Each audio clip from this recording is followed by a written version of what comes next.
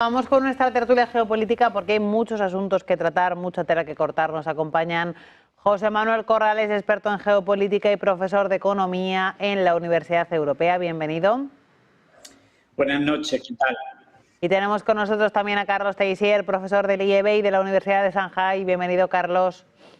Muchas gracias, encantado de estar con ustedes.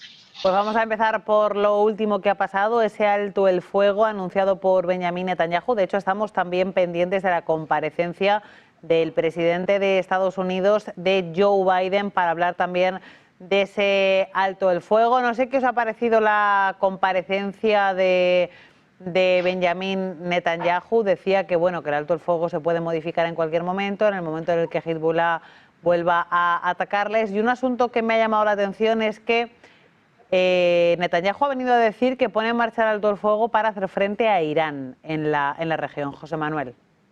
A ver, es positivo que se haya acordado un alto el fuego con el Líbano y ha dicho algo Netanyahu que a mí me ha preocupado mucho, porque ha comentado que eso le deja las manos libres para seguir atacando Gaza. Es decir, después de muchos meses de ataques sobre Gaza, en donde ya hay casi 50.000 víctimas civiles en Gaza, incluso en donde ha habido incursiones violentas en Cisjordania, que ahora se decrete un alto el fuego con el Líbano es positivo, pero no implica que no vaya a haber violencia.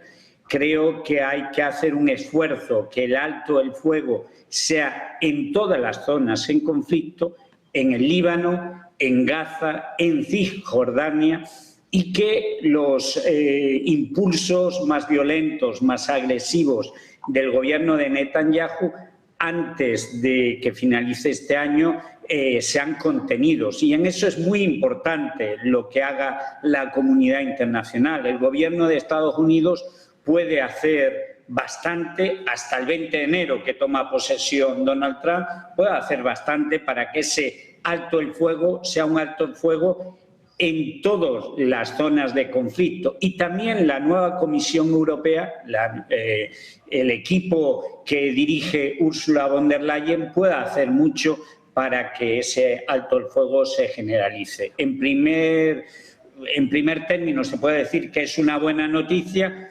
pero la verdad que a mí eso de que digan que tienen las manos libres para seguir castigando Gaza, cuando Gaza realmente los están matando de hambre. Ya no es que los estén matando con bombas, los están matando de hambre.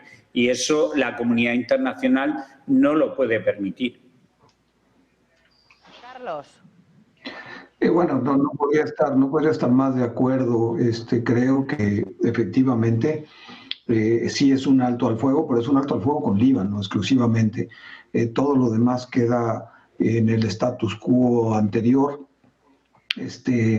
Ojalá la comunidad internacional pudiera hacer algo. Yo lo dudo que Netanyahu vaya a dar reversa. Es muy clara la intención de ellos con respecto a la Franja de Gaza. Y creo que eso no va a cambiar.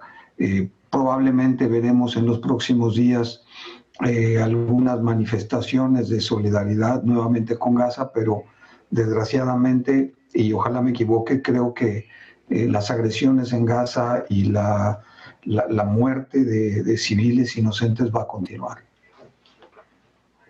Y os quiero preguntar si verdaderamente creéis que el alto el fuego se va a respetar por un lado y por otro lado, aunque el conflicto abierto en Gaza vaya a continuar, como bien citáis, os quiero preguntar por cómo va a responder, cómo va a reaccionar a Irán ante ese anuncio de alto el fuego, si es que tiene algo que decir, José Manuel. Bueno, Irán tiene lazos muy estrechos con Hezbollah y tiene conexiones mucho más fuertes con el Líbano que con Gaza, ¿no?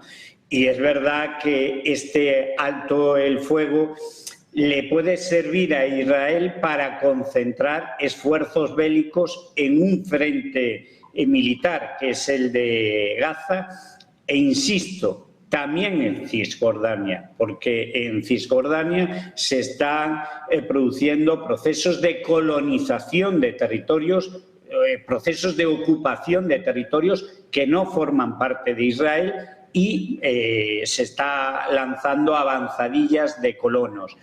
Y yo pienso que el conflicto abierto con Irán se ha contenido. Es verdad que tanto la respuesta de Irán como la respuesta de Israel ha sido muy medida. Hubo un momento en que podíamos estar ante un conflicto abierto, ante una guerra abierta, pero ojo, no hay que descartar que a partir del 20 de enero las cosas se compliquen, porque lo que ha dicho Marco Rubio, el nuevo secretario de Estado de la administración Trump, y lo que dice Donald Trump es que Irán es uno de sus adversarios, uno de sus enemigos. Y yo creo que no sería bueno entrar en una guerra abierta contra Irán, porque eso sería globalizar más el conflicto, sería complicar aún más la situación y, por el contrario, lo que yo creo es que hay que generalizar este alto el fuego y buscar fórmulas de convivencia, fórmulas de desmilitarización que permitan avanzar en un proceso de seguridad mutua y un proceso de paz. Y sobre todo, insisto, que la gente en Gaza no se muera de hambre. Es que lo están diciendo todas las organizaciones internacionales. No hay corredores humanitarios y la gente se está muriendo literalmente de hambre, de sed, y se está muriendo porque no recibe atención sanitaria, porque están en condiciones realmente indignas. Y eso, insisto, la comunidad internacional no lo puede permitir. Evidentemente que Israel tiene derecho a defenderse, pero lo que no tiene derecho es a provocar crímenes de guerra. Y no lo digo yo, lo dice la Corte Penal Internacional. Ya hay claros indicios de crímenes de guerra. Yo creo que es evidente que las 50.000 víctimas civiles es un indicio evidente de crímenes de guerra, y eso, desde luego, las Naciones Unidas y la comunidad internacional no lo debía de permitir. También es verdad que el partido de la guerra, el bando de la guerra, se ha fortalecido en las elecciones estadounidenses, y Israel, mientras tenga el apoyo de la administración en Estados Unidos, del gobierno de Estados Unidos, Israel va a ir para adelante. Carlos. No, creo que como mención adicional,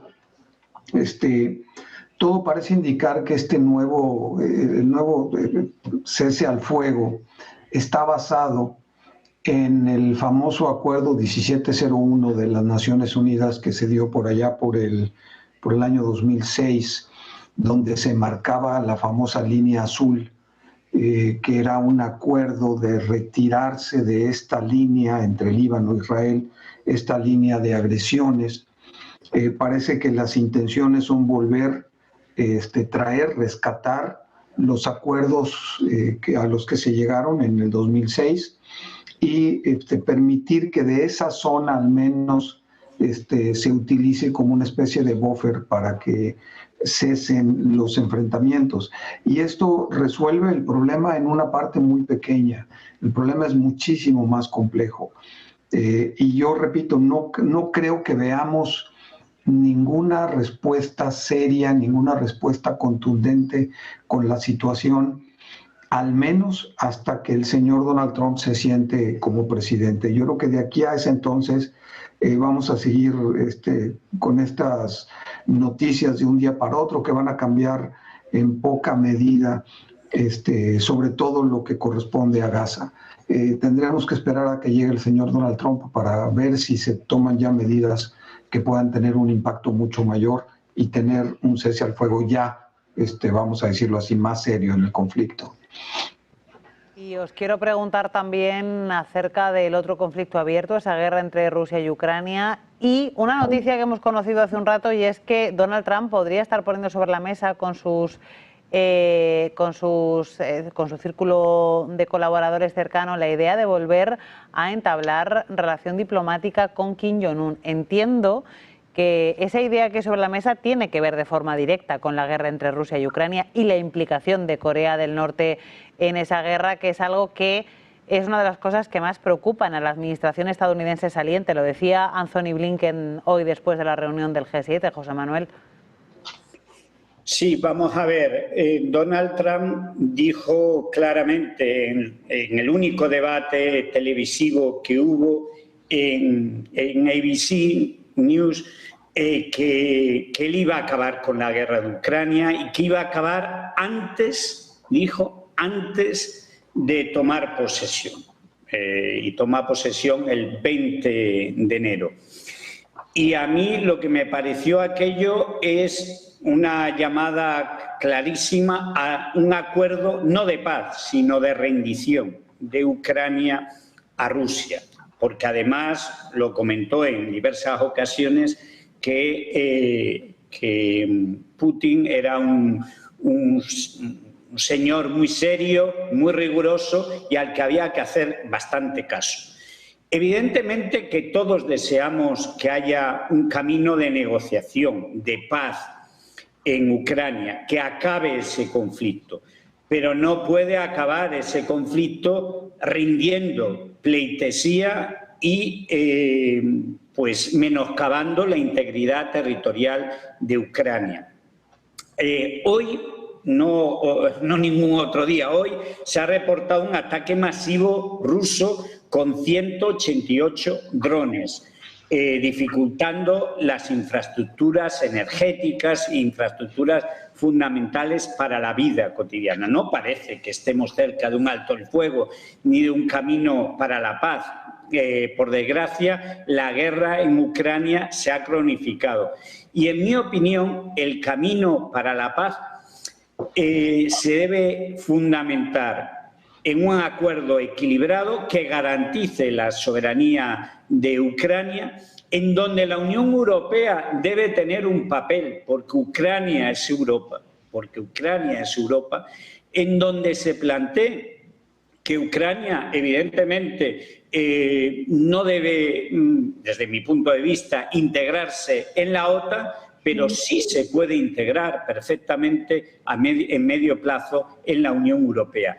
Y que haya una zona desmilitarizada, sobre todo en la región del Donbass, y que Crimea sea anexionada, porque desde hace más de 10 años está en manos rusas. Por ahí puede haber algún indicio de acuerdo. Y quien sí va a jugar un papel muy importante, muy significativo en la posibilidad de un acuerdo en la guerra de Ucrania es China, que puede convencer a Rusia de que no es bueno ese incremento de las hostilidades. Pero ojo, no parece que en un mundo en donde se están incrementando las guerras híbridas, la guerra comercial con los aranceles y todo tipo de guerras culturales, no parece que la guerra de Ucrania vaya a acabar de un día para otro. Eso de que antes del 20 de enero se iba a acabar en esa guerra, pues va a ser una de tantas promesas incumplidas de la administración de Donald Trump. Ojalá me equivoque y ojalá el 20 de enero ya tengamos paz en Ucrania, pero es que tenemos simplemente un mes y medio y no parece que eso vaya a ser así. ¿Tú crees que a partir del 20 de enero está más próxima a la paz o también tú crees que es complicado? A ver, la verdad es de que yo sí difiero un poco, aunque debo reconocer que sí, lo ideal sería una paz en donde pues Ucrania ya pueda tomar sus propias decisiones, que su territorio se vea sin haber sido afectado, pero creo que esto es prácticamente imposible. Desde el punto de vista de relaciones internacionales y del realismo, honestamente, yo sí creo que la única solución para este conflicto vendría a través de una rendición. No veo a Putin dando reversa. En este momento en el que estamos hablando, Ucrania ya ha atacado suelo ruso con misiles franceses.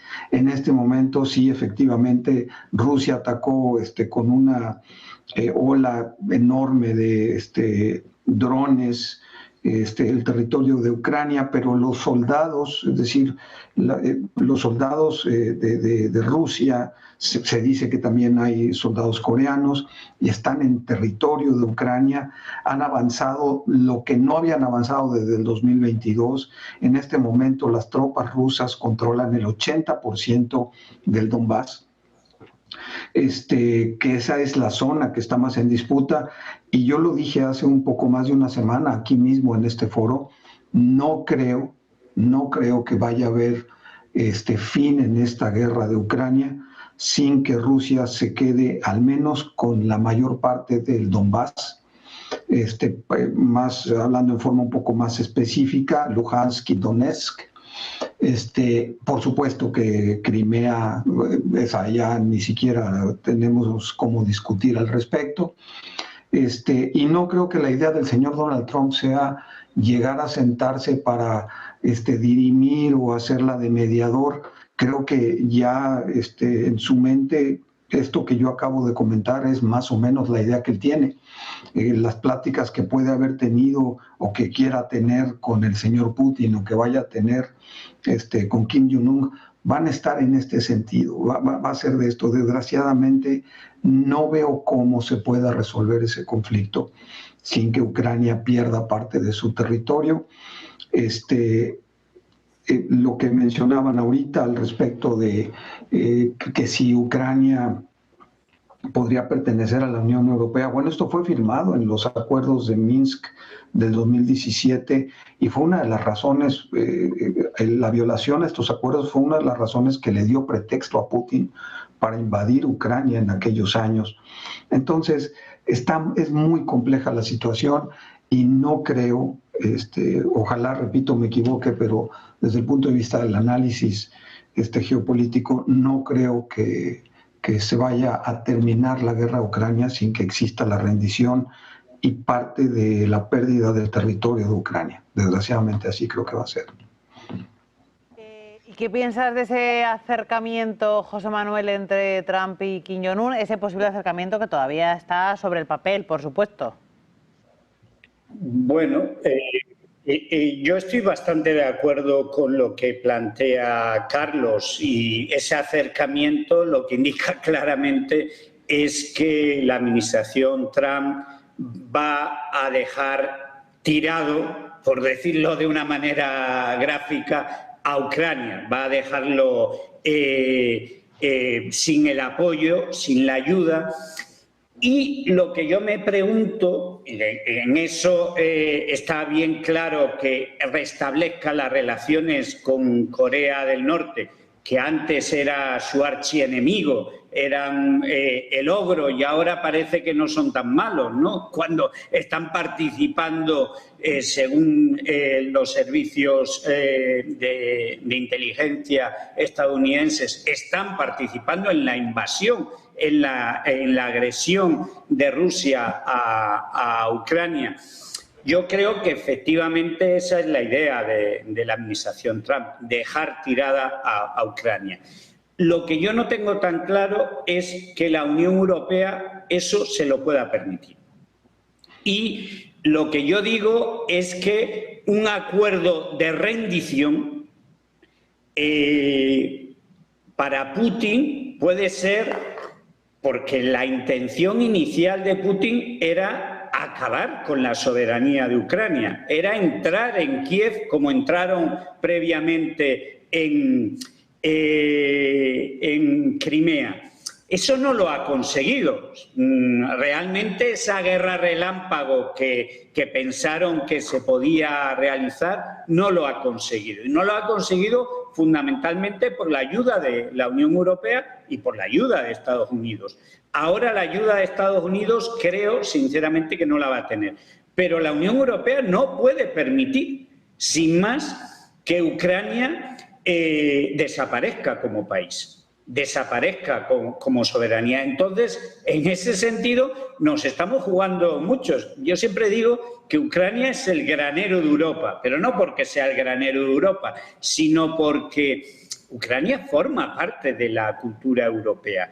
Y desde mi punto de vista, nosotros tendríamos que tener, como Unión Europea, mejores relaciones con los BRIC. Sería conveniente que hubiese mejores relaciones con Rusia, pero todo eso va a depender y mucho de que la agresión no vaya a más. Como bien comentaba Carlos, parece que la región del Donbass va a ser muy difícil que no sea ocupada, pero puede haber fórmulas como la desmilitarización de determinadas zonas y eso puede garantizar la integridad territorial de Ucrania. Y si además Ucrania siente la mano y la ayuda de la Unión Europea, pues ahí puede abrirse una vía que yo creo que es muy difícil. En eso soy pesimista como lo es Carlos, pero hay que intentarlo, porque si no, ¿para qué ha servido esta guerra durante casi 3 años? No habrá servido para nada. ¿Para qué tantas miles de víctimas? ¿Para qué tanta tragedia? Millones de desplazados. Debe buscarse una paz duradera y una paz que garantice la integridad territorial de Ucrania y que, sobre todo, no establezca un precedente. Porque si esta jugada le sale bien a Rusia y puede ocupar y agredir a un país soberano, ¿quién dice que eso no lo hacen con Lituania, con Estonia y con algún otro país de la Unión Europea y algún país incluso de la OTAN? Ojo, que hemos tenido unas recientes elecciones en Rumanía. Qué casualidad que sorprendentemente el candidato antieuropeo y prorruso ganó en la primera vuelta. Pues hay que ver qué es lo que está pasando, ¿no? Y aquí hay algunos que están realizando una guerra híbrida y que creo que en ese sentido las buenas relaciones están muy bien, pero un poco de respeto. Creo que la Unión Europea tiene que hacerse valer. Carlos, ¿algo que añadir? Digo, completamente de acuerdo, y yo solamente me iría un poco para tratar de entender el final, que ojalá que lo veamos pronto. Para tratar de ver el final tenemos que ver el principio. ¿Dónde inició todo? ¿Cuándo inicia todo? Y lejos de que yo piense que el señor Putin tomó la decisión de la noche a la mañana, que creo que era algo que ya traía en su mente desde hace muchos años, creo que sí se le dio la excusa perfecta para invadir Ucrania cuando el señor Zelensky, en mi opinión, ojo, repito, en mi opinión, convencido por Estados Unidos, cuando el señor Zelensky vuelve a poner sobre la mesa por tercera ocasión el tema de anexión a la Unión Europea, y en ese momento Putin dice, ¿sabes qué? Ahora sí ya estuvo. Ya van 3 veces que lo ponen sobre la mesa, 3 veces que digo que eso no va a pasar, parece que esto no tiene remedio, y es cuando entonces invade Rusia a Ucrania.